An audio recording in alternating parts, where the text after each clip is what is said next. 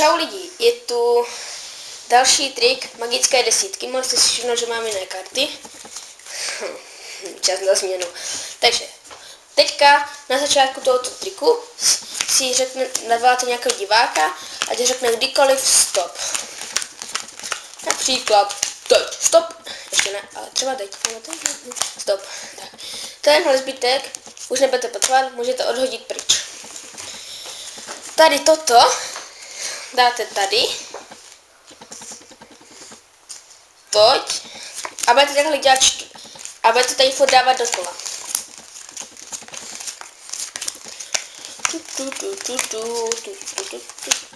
A teď otočíte vrchní karty a co tam bude?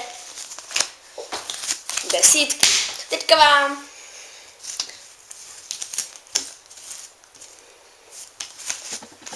takhle desítka.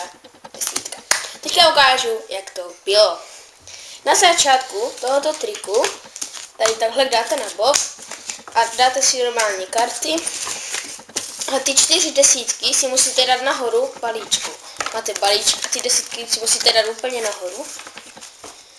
Pokud chcete to zamíchat, tak to musíte zamíchat, aby se to nezměnilo, já nevím, třeba tak. Furt to takhle nějak zabijak míchat. Ještě tady máte zbytek v balíčku. A teďka najednou musíte vyndat všechny 4. Kdyby náhodou řekl stop hned u 2, tak to by nešlo. A teďka už je kdykoliv řekne třeba teď málo, takže toto odděláte. Tady máte 4 a odděláte to. A jsou tam zase desítky.